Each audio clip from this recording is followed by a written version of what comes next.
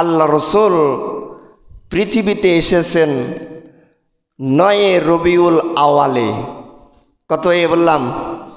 9 রবিউল আউয়ালে। কিন্তু আমার সোনার বাংলায় আমরা পালন করে থাকি 12 রবিউল আউয়াল। তো যাই হোক, ওইটাও উন্নতর রয়েছে, কিন্তু সবচাইতে মজবুত যে তারিখটা বিশেষ আলোচনা সাপেক্ষে পাওয়া গিয়েছে সেটাই হলো 9 রবিউল আউয়াল। কিন্তু 12 রবিউল আউয়াল এটা কিন্তু ফেলে দেওয়ার মতো না। এটাও অনেক ফুকাহাগণ, তাবেঈগণ, তাবেঈগণ তারাও এটাও কি বলেছেন? সঠিক বলেছেন। কেননা এখন থেকে প্রায় 1450 বা 1500 বছর পূর্বে এই ঘটনাগুলো আমরা জানি এবং চর্চা করি। আপনারা সবাই জানেন রসুল এই পৃথিবীতে এসেছে সবচাইতে নিম্ন বংশে নাকি সবচাইতে উঁচু বংশে? আমার সাথে কথা বলেন, সবচাইতে নিম্ন বংশে নাকি উঁচু বংশে? সবচাইতে সম্ভ্রান্ত একটি বংশে তিনি পৃথিবীতে এসেছেন। সেই বংশের নাম কুরাইশ বংশ। তিনি কুরাইশ বংশে এসেছেন। আল্লাহ রসুলের পিতারা ছিল 5 ভাই। অনেক কিতাবে অনেক মতান্তর রয়েছে, কিন্তু আমরা যতটুকু জানি বুঝি আর রাহিকুল মাখতুম কিতাবের মধ্যে লেখা রয়েছে আল্লাহ রসুলের চাচার সংখ্যা ছিল 4 জন।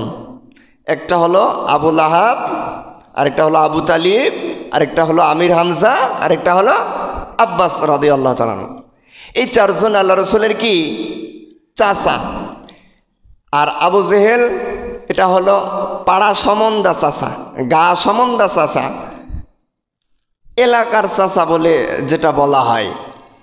আল্লাহ রসুল সাল্লাল্লাহু আলাইহি ওয়াসাল্লাম যখন আমিনার গর্ভে মাত্র 3 মাস বয়স, মা আমিনার গর্ভে মাত্র 3 মাস বয়স বা বয়স, সেই সময় আব্দুল্লাহ মৃত্যুবরণ করেন। তারপরে একে একে পর্যায়ক্রমে তিনি যখন পৃথিবীতে আসলেন, তিনি এসেছেন কোন ওয়াক্তে, কোন সময়? সময়টা হলো সুবহ সাদেকের সময়, ফজরের ওয়াক্তের ওই মুহূর্তটাই তিনি কি পৃথিবীতে এসেছেন। বলেন সুবহানাল্লাহ। তিনি পৃথিবীতে এসেছেন। আমাদের কিন্তু মায়ের যে গর্ভের ভিতরে একটা লাড়ি থাকে, এই লাড়ির সাথে কিন্তু আমাদের লাভিটা কিন্তু অ্যাডজাস্ট করা, দেখেছেন কিনা আপনারা জানি না। কিন্তু আল্লাহর রসুলের কোনো লাড়ি কি ছিল না, আমিনার গর্ভের সাথে কোনো অ্যাডজাস্ট ছিল না। তিনি নাড়ি কাটা অবস্থায় পৃথিবীতে এসেছেন। বলেন সুবহানাল্লাহ।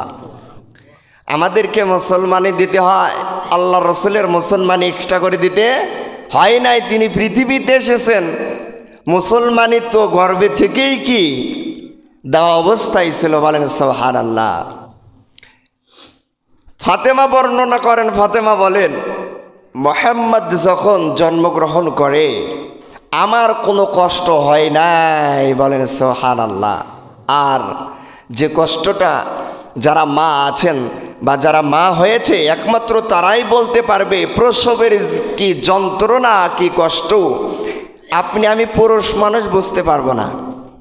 এর যে কত কষ্ট একমাত্র একটা নারীই বলতে পারে। একটা সন্তান জন্ম দিতে কতটা কষ্ট হয়, কতটা রক্ত প্রবাহিত হয়। আপনাকে আমাকে জন্ম দিতে আপনার আমার মার কিন্তু প্রায় 1 বালতির মতন রক্ত বের হয়ে গেছে। অথচ আজকে আমার দেশের মানুষেরা কি করে?